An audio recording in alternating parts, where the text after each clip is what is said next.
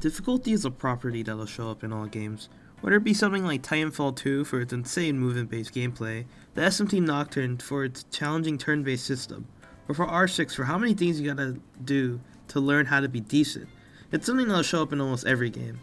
With that in mind, let me tell you about Persona games. They're by far Atlus's most well-known IPs, especially with the surge of popularity that Persona 5 brought. Many new fans were introduced to the series. A lot of people get to experience the gameplay of Persona for the first time. But is that really the best option? Persona 3 is seen by the community as the hardest game in the series, pretty much exploring a large tower that's 260 floors that are all randomly generated throughout the whole game, and there's some mini-bosses in the tower that are pretty hard to fight. In Persona 4, you get to explore multiple dungeons, but they still have randomly generated floors. There's mini-bosses in them, but they really aren't that hard, they're more just sponges. The bosses are at the end of the levels, and... Yeah, it's pretty standard, but yeah, why not?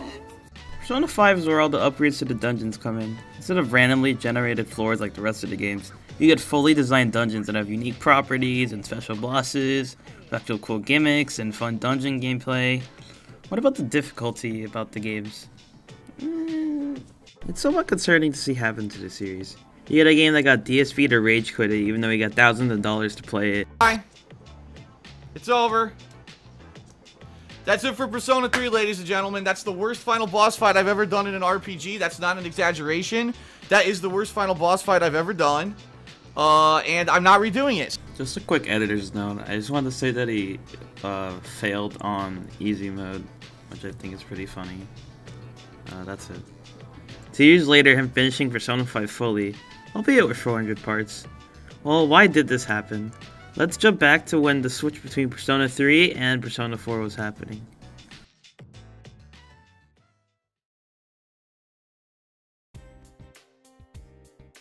There was only a 2-year gap between the release of these games, so we should look at what's changed. First is shuffle time, a mechanic in Persona 3 and 4.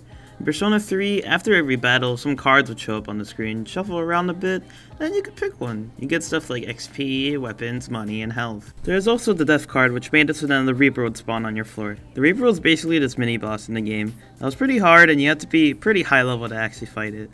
After you beat it, I don't know what you get, actually. Let me check. So, there's no real point of actually doing it unless you want bragging rights and an optional block of Tartarus, I guess. There's a chance that you could double your rewards, basically, when you did shovel time. That's really all it does in P3. P4, it got a pretty nice expansion. Initially, you only got Persona, Blank, or a penalty card. But there was a chance you can get an Arcana. What did that do? Well, it'll let you do a whole lot of stuff, like upgrade a skill, increase money earned, stuff like that.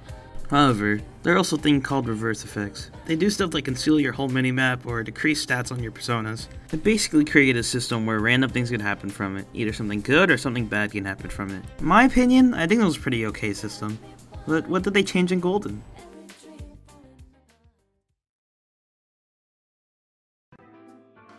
Well, I guess according to Atlus, it wasn't good enough since they reworked Golden and added a new shuffle time, which is just a heavily neutered version of the current system. Barely any cards really did harm, except like Devil, Tower, Moon, and Sun. But some broken cards like Magician, which are only behind Arcana chance, can theoretically be drawn an absurd amount of times, effectively making your current personas way stronger than the current level you're supposed to be at. This is where problems start to arise in terms of difficulty. Adding more and more gameplay mechanics on top of what you already have isn't bad if you want to keep your players interested, but it can mess with the difficulty if the game isn't balancing them in any way. I haven't even mentioned sweep bonus yet, jeez. Basically, some cards will let you draw more times, and if you manage to get rid of all the cards, you get a sweep bonus. What's a sweep bonus do? It makes it so you'll get a shuffle time after your next battle, as well as giving you +2 draws in that one, which makes snowballing shuffles very easy, which is going to give you a lot of resources to work with instead of what you usually get. Overall, it just lets you have way more personas and items that I think you should be granted at levels you should be at. In my opinion also, the game itself feels easier, even on hard mode. Sure, the early game is pretty damn tough, but that's really just every Persona game being hard early. There are some other stuff they did, like giving your party control, which is a huge thing that made Persona 3 hard, and removing the Slash Strike Pierce physicals, I just think shovel time as a whole makes the game way easier than it has to be. Also, side note, my friend wanted me to talk about Risei, and I didn't write anything for this, so I'm just gonna put his example on screen and say, Risei is overpowered. Yeah.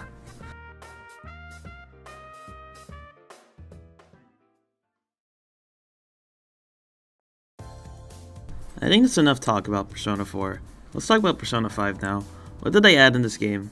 All their stealth, baton passing, unlimited persona swapping, demon negotiation, showtimes, starting a battle with a grappling hook, gun customization, warning shot, those explosive demon things, etc, etc, you get the point. And is this fun perspective? This is great for the game.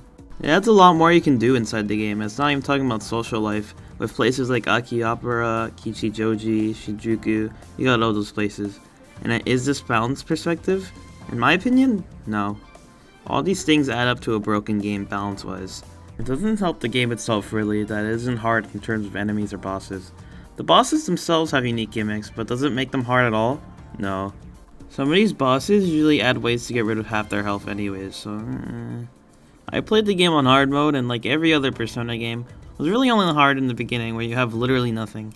While I think all of these things buff your party significantly, there's one specific feature that I think is the most broken in the game. Make sure you use this to the fullest, so your rehabilitation comes to fruition. Do not disappoint. I'll try my best. So, yeah, you literally got to pay the price. Special treatment. It's the name of a confidant ability you get from Caroline and Justine's confidant, and I think this ability is one of the most broken things to enter the game. What does it do? Well, it lets you have any persona in the game at any level you want. You can have this at around level 26 of the game, by the way, which is pretty damn early in the game. Sure, the prices of them are expensive, but you can easily just spend a few minutes to get the yen to do so by grinding in like mementos or something. It allows you to have any persona you want in the game, at any point of the game you want. Though I suppose you would need to know the combinations to get them, but you could just Google them or something. And also, if you have the money, you can do it. The enemies could be still using moves like Agi, while you got skills like Burning Hell or Diamond Dust, basically one-shotting demons. Is it fun? Yeah. Is it fair in any way? No. In my opinion, it kinda just solidifies Persona 5 as the easiest game in the series, since it just takes away any challenges in a game if you use this skill. Obviously there are other things that make the game broken, but I think this skill is the one that solidifies it pretty hard.